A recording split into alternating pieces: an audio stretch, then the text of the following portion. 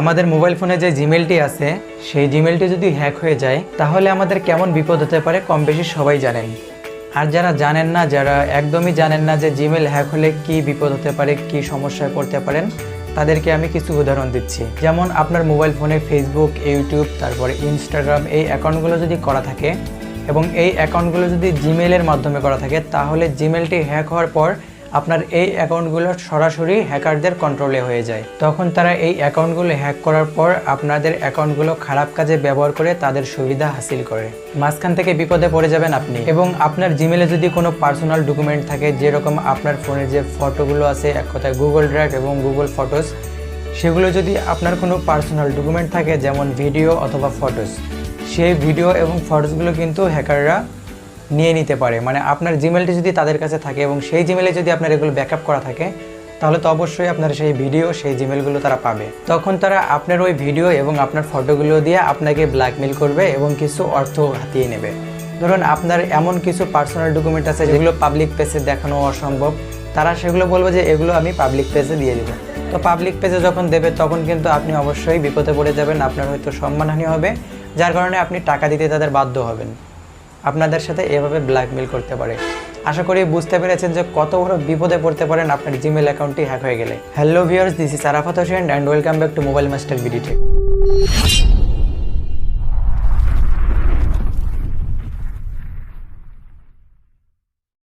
প্রতিদিনের ন্যায় আজকে আপনাদের সাথে শেয়ার করতে চলেছি অনেক গুরুত্বপূর্ণ একটি ভিডিও। এই ভিডিওতে আপনাদেরকে আমি দেখাবো আমাদের জিমেল অ্যাকাউন্টটি কীভাবে সিকিউর রাখবো, কীভাবে প্রোটেক্ট রাখবো, আমাদের জিমেলটি যেন কোনোদিনও হ্যাক হতে না পারে, কোনোভাবেই হ্যাক হতে না পারে, কীভাবে আমাদের জিমেলটি প্রোটেক্ট করব সেটাই আজকে দেখাবো। তো এর জন্য আমাদের চলে যেতে হবে মোবাইলের স্ক্রিনে। মোবাইল স্ক্রিনে চলে যাওয়ার আগে বলে নিতে চাচ্ছি, আপনারা যারা এখন পর্যন্ত আমার এই চ্যানেলে সাবস্ক্রাইব করেননি, তারা এখনই সাবস্ক্রাইব করে পাশে থাকা বেল আইকনটি বাজিয়ে রাখুন, যাতে করে ইউটিউব গাইডলাইন্স এবং মোবাইল সম্পর্কিত টিপস এবং ট্রিক্স আপনি পেয়ে যান সবার আগে। কথা না বলে চলুন আমরা মোবাইল স্ক্রিনে চলে আসি।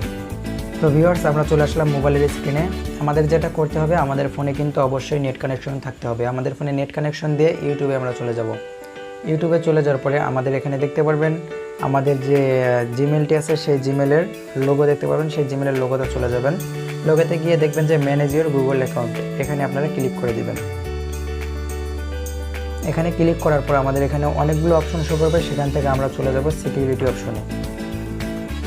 তো আমরা সিকিউরিটি অপশনে গিয়ে আমাদের এখানে দেখা যাবে যে আমাদের ফোনের যে একটা অপশন, এখানে দুটি অপশন আছে, use your phone to sign in, আর একটা আছে টু স্টেপ ভেরিফিকেশন। তো টু স্টেপ ভেরিফিকেশনটি আমরা অন করে দিব। টু স্টেপ ভেরিফিকেশন অন করার পর এখানে আসছে গেট স্টার্টেড। গেট স্টার্টে ক্লিক করে দিব। এখানে ক্লিক করার পর আমাদের এখানে চাবে আমাদের যে জিমেলের যে পাসওয়ার্ডটি আছে সেই পাসওয়ার্ডটি। তো আমাদের জিমেলের পাসওয়ার্ডটি এখানে আমরা বসিয়ে দেব। জিমেলের পাসওয়ার্ডটি এখানে বসিয়ে দেওয়ার পর নেক্সট করে দিব।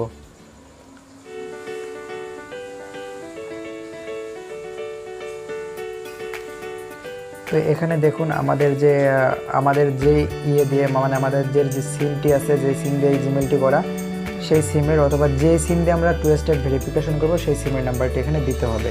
তো আমাদের কান্ট্রি সিলেক্ট করে দিতে হবে বাংলাদেশের ফ্ল্যাটটি, তারপর আমাদের এখানে ফোন নাম্বার লিখে দিতে হবে। যেমন আমি দিয়ে দিচ্ছি। এখন আমাদের আমাদের একটা SMS যাবে, ভেরিফিকেশন একটা SMS যাবে।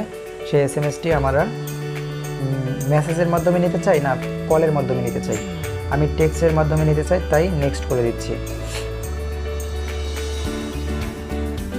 তো দেখুন আমাদের কিন্তু এই নাম্বারে একটা SMS চলে যাবে,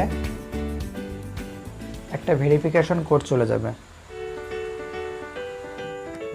তো আমাদের ভেরিফিকেশন কোড চলে আসছে, আমরা এটা বসিয়ে দিব 62। আমাদের ভেরিফিকেশন কোডটি আমরা বসিয়ে দিলাম। বসিয়ে দেওয়ার পর নেক্সট করে দিচ্ছি। নেক্সট করে দেওয়ার পর এখানে টার্ন অন। তো আমাদের আমাদের জিমেলটি কিন্তু টু স্টেপ ভেরিফিকেশন হয়ে গেছে। এখন এই টু স্টেপ ভেরিফিকেশন যখন আপনারা করবেন, আপনারা যেই ফোন নাম্বারটা দিয়ে টু স্টেপ ভেরিফিকেশন করেছেন সেই নাম্বারটি যদি আপনার হারিয়ে যায় এবং আপনার যেই জিমেলটি যেই ফোনে লগ ইন করা আছে সেই ফোনটিও যদি হারিয়ে যায়, এক কথায় আপনার জিমেলটি যদি কোনো জায়গায় লগ ইন করা না থাকে এবং যে নাম্বার দিয়ে টু স্টেপ ভেরিফিকেশন করা না থাকে, সেই টু স্টেপ ভেরিফিকেশন করা আছে এই নাম্বারটি যদি আপনার কাছে না থাকে, তাহলে কিন্তু আপনি নিজেও আর এই জিমেলটি লগ ইন করতে পারবেন না। লগ ইন করতে পারবেন কিন্তু অনেক ঝামেলা করতে হবে। তাই আপনারা চেষ্টা করবেন যে নাম্বারটি দিয়ে আপনারা 2 স্টেপ ভেরিফিকেশন করেছেন সেই নাম্বারটি যেন কোনো ক্ষতি না হয়। আশা করি আপনারা বুঝতে পেরেছেন। তো ভিউয়ার্স, আজকের ভিডিওটা এ পর্যন্তই ছিল। দেখা হবে পরবর্তীতে এরকম অন্য কোনো ভিডিও নিয়ে। ততক্ষণ ভালো থাকবেন সবাই। আসসালামু আলাইকুম।